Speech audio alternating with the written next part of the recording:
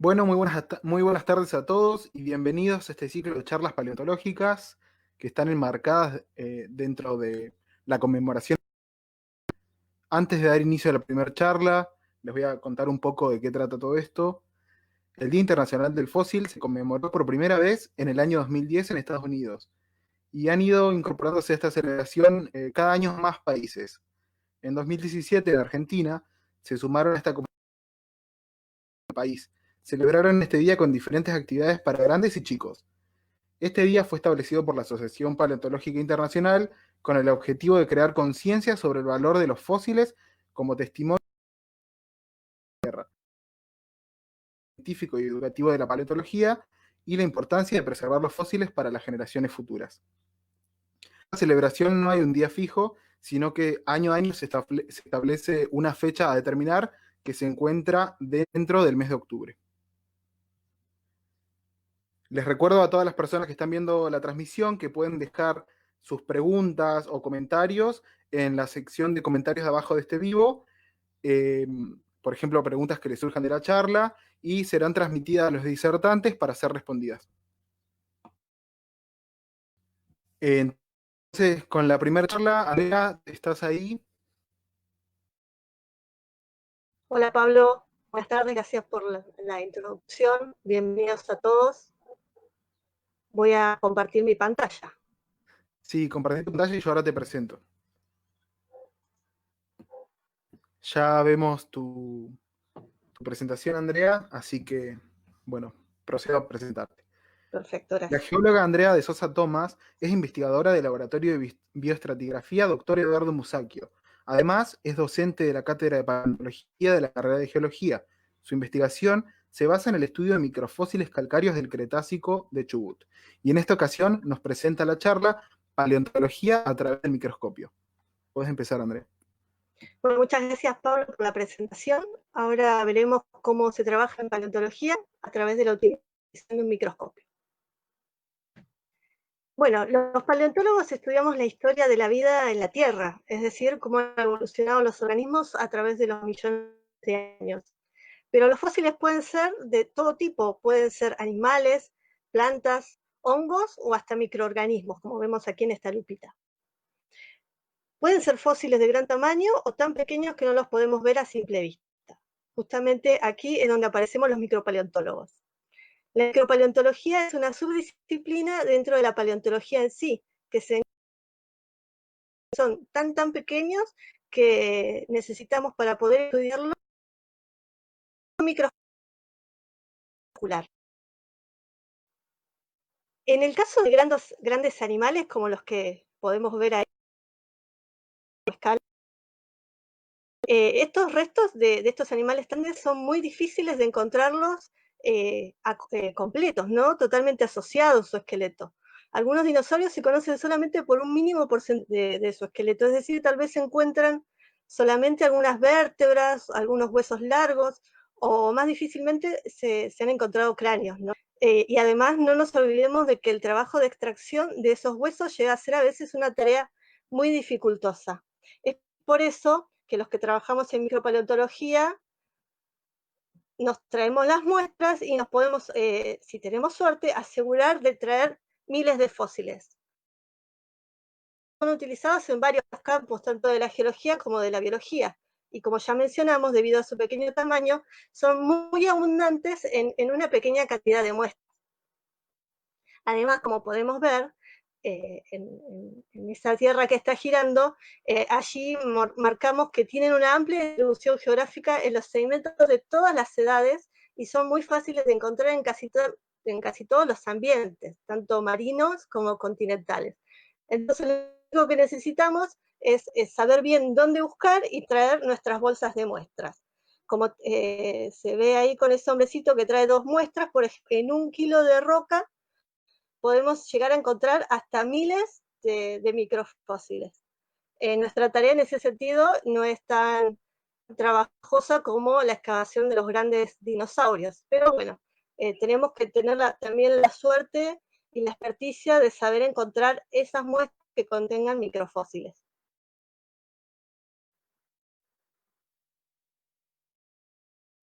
Los microfósiles ya dijimos que son organismos o restos de organismos de muy pequeño tamaño y que necesitamos estudiarlos ya sea en una lupa o en un microscopio.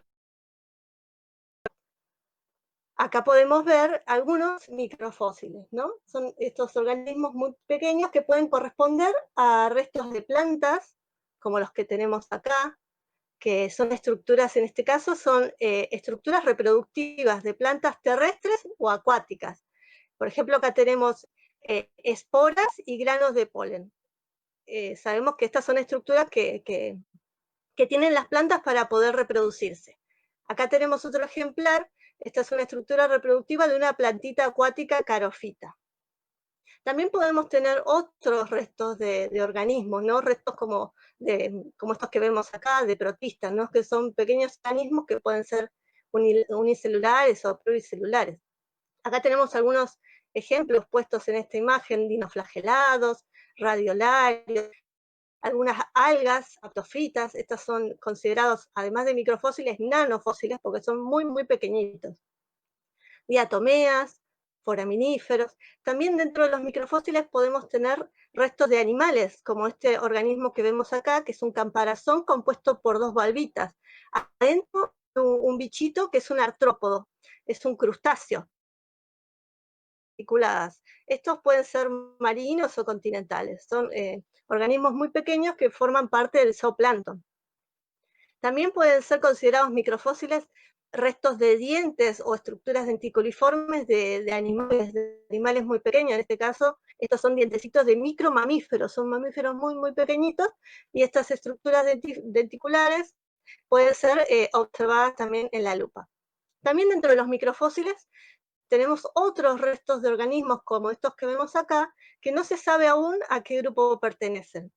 Pero bueno, con los avances que hay en la tecnología, en la ciencia, tal vez en un futuro, algún futuro micropaleontólogo logre dilucidar a qué grupo mayor pertenecen estas estructuras. Entonces, bien, ¿cómo se estudian los microfósiles? ¿O qué camino crítico es el que debe seguir un micropaleontólogo? Bueno, primero necesitamos un afloramiento, es decir, un cerro, una lomada, una montaña, algo de donde nosotros podamos ir y buscar las muestras, ¿no? Que nosotros más o menos ya sabemos por las cartas geológicas, que es donde señaladas los tipos de rocas y algunas edades tentativas de las rocas. Sabiendo eso, nosotros podemos más o menos saber dónde ir a buscar, a qué afloramiento ir a buscar estas muestras.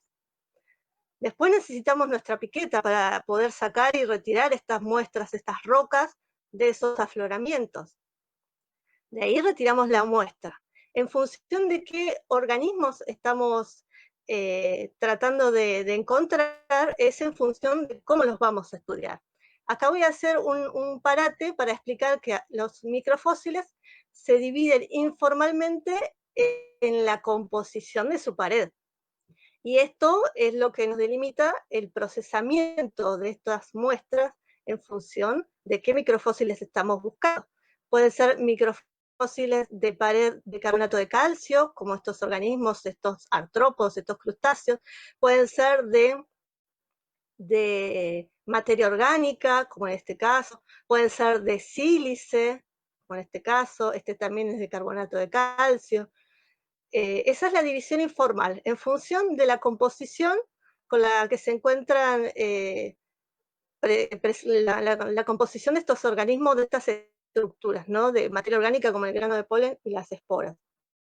En función de eso es el procesamiento, y del tamaño de estos organismos es si vamos a utilizar una lupa binocular, es para organismos que son un poquito más grandes, por ejemplo, las carofitas, los ostratos, estos dientes de micromamíferos, algunos foraminíferos. Estos organismos pueden ser vistos a través de la lupa binocular. Ahora, si son organismos mucho más pequeños, vamos a necesitar un microscopio biológico o petrográfico. Por ejemplo, ya las esporas, los granos de polen, las diatomeas, los radiolarios, estas algas aptofitas, es necesario poder verlos en un microscopio, porque ya son mucho más pequeñitos. Entonces, bueno, Hasta ahí es como el micropaleontólogo trabaja, retira las muestras, las procesa y las logra ubicar en el instrumental óptico, la lupa o en el microscopio.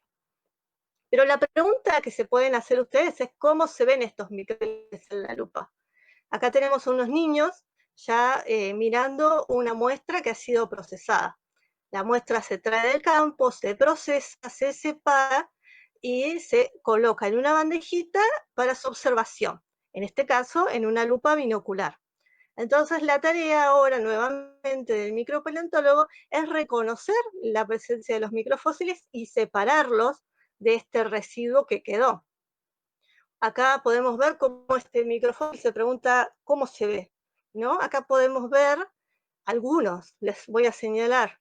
Este es un foraminífero, unos gasterópodos, algunos caracoles muy pequeñitos, vieron, acá hay varios, este tiene este enroscamiento así aplanado, acá hay otro gasterópodo que tiene enroscamiento en este sentido, tenemos también algunos restos de espinas de erizos y algunas partículas que no sabemos qué son, como estos, granitos que uno los puede encontrar en cualquier playa, o restos de algunos bivalvos que están fragmentados, como este caso.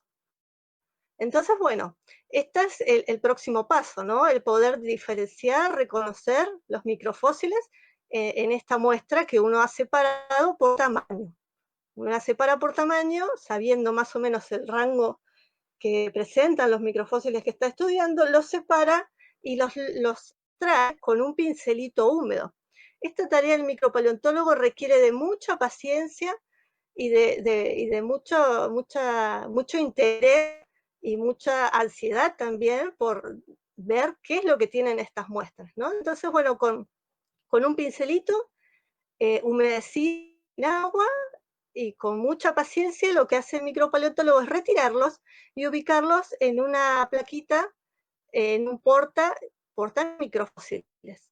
¿Ven? Allí podemos ver, estas plaquitas tienen unos 5 centímetros más o menos de ancho por 2 de alto, son pequeñitas. Y miren acá este micropaleontólogo la cantidad de microfósiles que ha retirado con el pincelito y el agua. Los retira con un pincelito, los moja suavemente y los coloca en esta plaquita portamicrofósiles. Esto es en cuanto a cómo se ve una muestra en la lupa binocular. Pero también tenemos otro tipo de microfósiles, dijimos los de pared de materia orgánica. Acá tenemos restos de granos de polen y esporas que se ven de distintos colores porque, bueno, depende también el grado de afectación del medio ambiente en la pared de estas estructuras. Pueden encontrarse más o menos claras.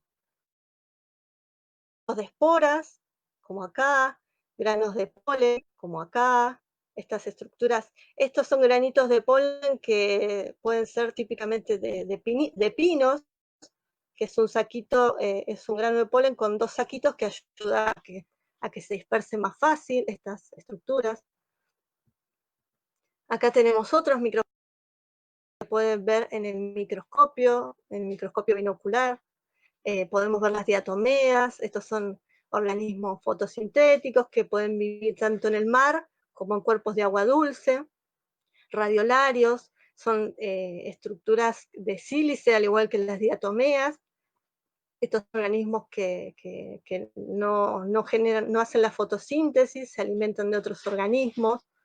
Estos son acritarcos, son organismos microfósiles de pared orgánica. Estos son dentro de ese grupo que hoy todavía no se sabe a qué grupo mayor pertenecen.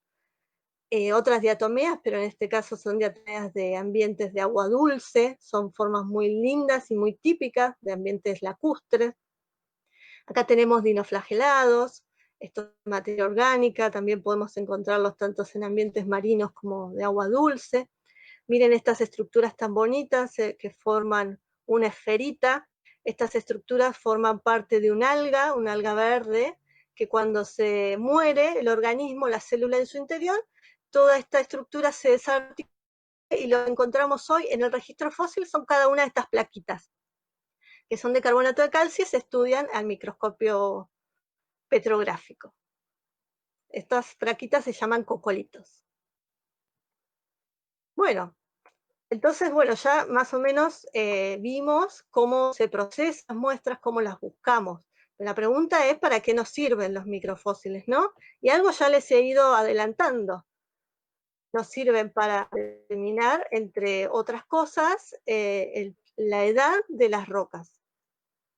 Por ejemplo, acá tenemos una idea en este gráfico de cómo se depositan las rocas y las rocas que son de distintas edades. Las más antiguas se encuentran más profundas y las más modernas se encuentran superficialmente, siempre y cuando no haya habido algún tipo de movimiento tectónico, ¿no?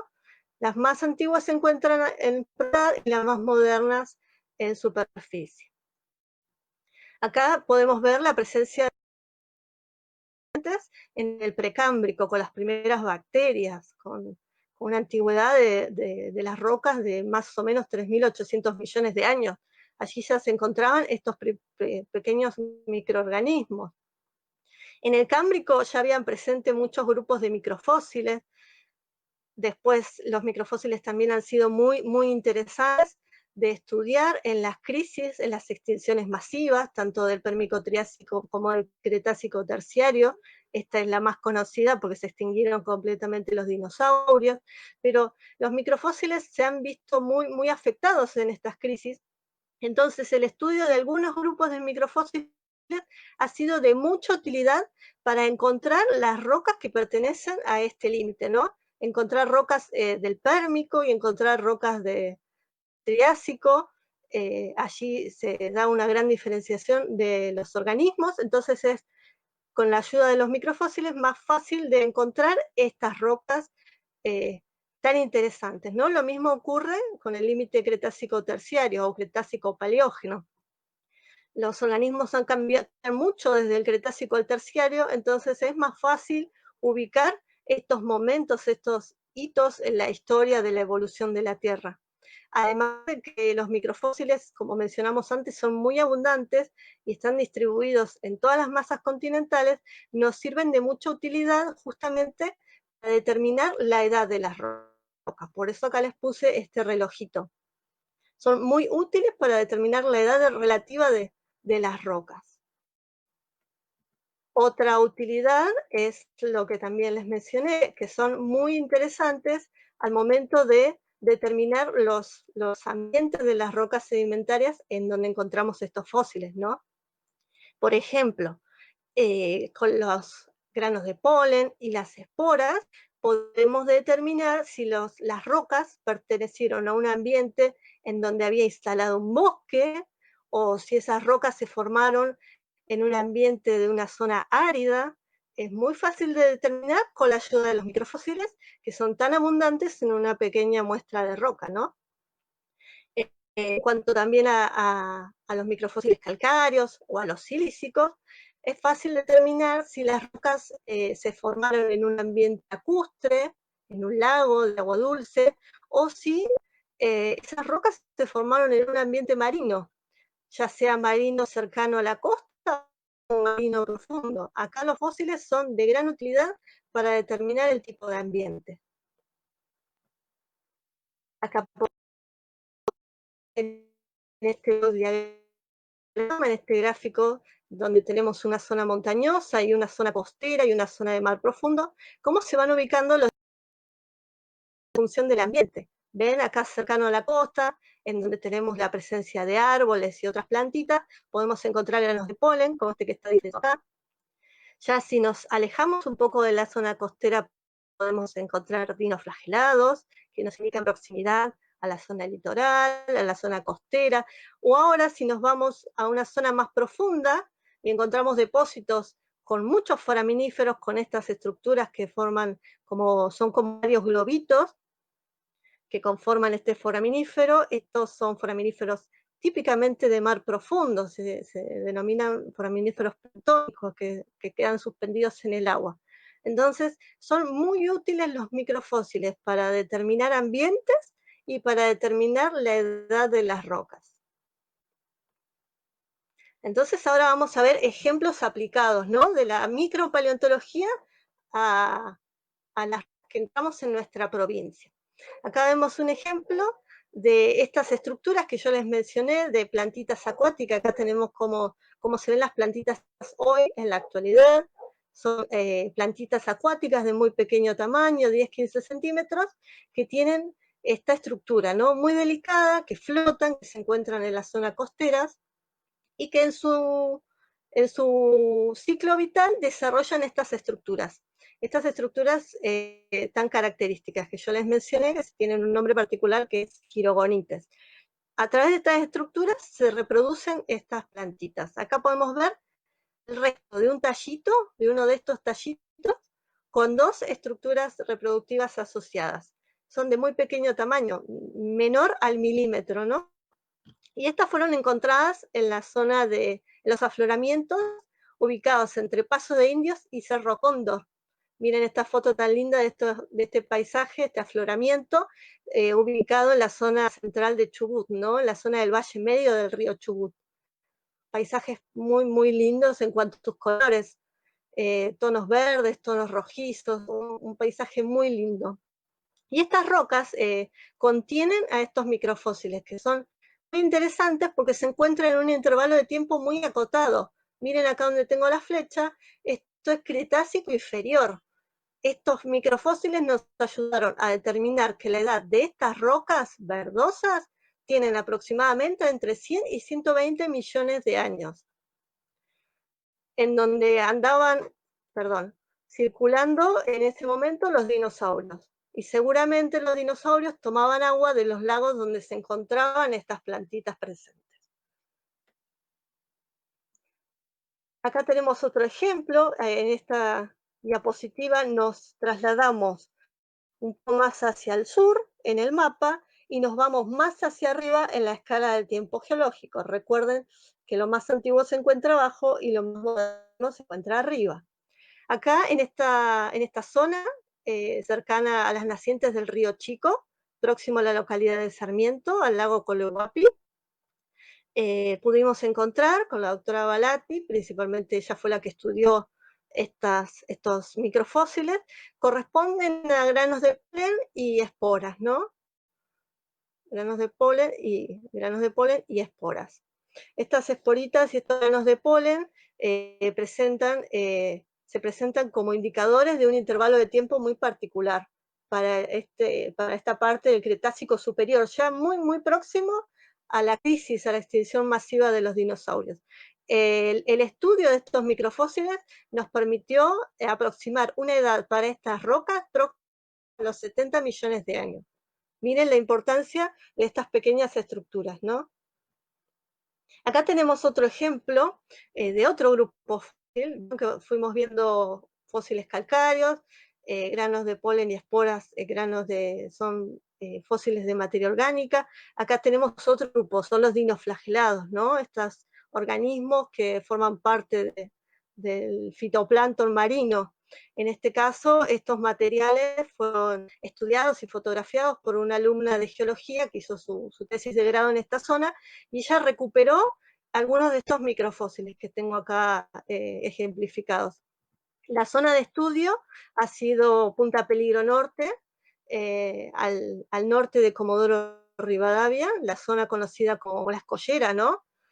Esta zona no había sido estudiada en cuanto a su contenido de dinoflagelados, y ella los estudió, les dio ambientes litoral o cercano a mar profundo, con una edad ya del Paleoceno, que ya es cenozoico. Ya en este intervalo pasamos la crisis de los dinosaurios, ya la pasamos y tenemos estos organismos que se encuentran en estas rocas que fueron formadas en el Paleoceno, en el Cenozoico.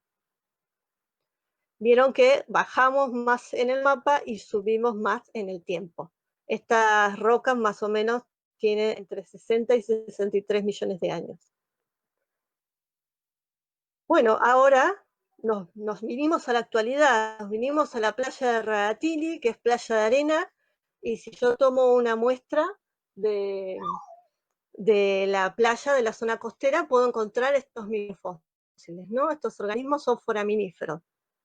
Están en la zona costera y estos organismos fueron recuperados por alumnas de biología marina que hicieron una pasantía en nuestro laboratorio. Estas son formas que cualquiera las puede encontrar si se lleva un poquito de arena a su casa y la mira con una lupa binocular. Bueno, esas fueran las aplicaciones. Además, los microfósiles nos sirven para entender algunas cosas. Yo cuando era pequeña pensaba que el petróleo de acá, nuestra industria petrolera, que el petróleo de acá se había generado por la descomposición de la muerte de estos dinosaurios grandes, ¿no? Pero bueno, cuando ingresé a la carrera, aprendí que en realidad el origen del petróleo no se da por, por la acumulación de dinosaurios muertos, sino por la acumulación de grandes cantidades de fitoplancton, ya sea marino o de ambiente lacustre. Ya vimos algunos organismos que forman parte del fitoplancton. Entonces, en nuestro caso particular, en la cuenca del Golfo San Jorge, el origen de nuestro petróleo se dio por un gran lago que existió en el Cretácico inferior, más o menos en esta zona que es la distribución de nuestra cuenca del Golfo San Jorge. Entonces, la depositación de grandes cantidades de microorganismos, de materia orgánica, fue la que, sometida a presión, mucha temperatura a lo largo de millones de años, originó después, posteriormente, el hidrocarburo que hoy se explota en nuestra cuenca. Acá tenemos un grafiquito de un lago, cómo se ve y cómo se encuentra el fitoplancton en suspensión. La depositación de grandes cantidades de estos organismos es la que posteriormente da origen al hidrocarburo de nuestra cuenca. Entonces, la teoría de que los dinosaurios dieron origen al petróleo no es válida. Bueno, y para terminar, quiero que pensemos, que tengamos en cuenta un poco esta frase que también había leído Pablo, ¿no? Tengamos conciencia sobre el valor de los fósiles como testimonios del pasado de la vida en la Tierra, científica y educativa de la paleontología, y preservemos los fósiles para las generaciones futuras. Les agradezco mucho por su atención y espero que se encuentren todos bien. Muchas gracias, Andrea. Tenemos un par de preguntas de Facebook. Si querés, Sí, las puedo empezar a leer. bueno, Eh, anda tenemos a, leyéndola. tenemos a Patricia Holguín que nos pregunta cómo determinan la edad del microfósil. Bueno, porque todos los microfósiles han sido muy estudiados y ya más o menos se sabe cuáles son los indicadores bioestratigráficos. Porque la paleontología no se trata por sí sola, sino que siempre es necesario utilizar otras herramientas que apoyen nuestras ideas. Entonces, bueno, hay otras metodologías, otras tecnologías que ayudan a determinar también la edad de las rocas, como por ejemplo las dataciones radimétricas, datos paleomagnéticos, magnetoestratigrafía, ¿no? Eso nos ayuda a determinar la edad de las rocas que contienen estos microfósiles. Entonces, nos apoyamos entre todos para determinar la edad de las rocas con estas otras tecnologías. Buenísimo, Andrea, bien claro. Después tenemos otra consulta de Leandro Mayorga y te consulta, en caso de encontrar el fósil de un dinosaurio, ¿se estudian las rocas, los microfósiles de las rocas para saber la edad del fósil? Esa es muy buena pregunta, excelente. ¿Cómo me dijiste el nombre? Leandro Mayorga. Excelente la pregunta, porque si bien los ríos, bueno, hay algunos que tienen interés en la bioestratigrafía, siempre es mejor, mientras más información haya, mejor, siempre. Entonces, si se encuentra el dinosaurio y hay alguna duda del intervalo al que pertenece, siempre los microfósiles están ahí para ayudar a determinar intervalos más acotados de tiempo. Perfecto, Andrea, muchas gracias. No tenemos más preguntas. Bueno, perfecto. Muchas gracias a todos los que están del otro lado.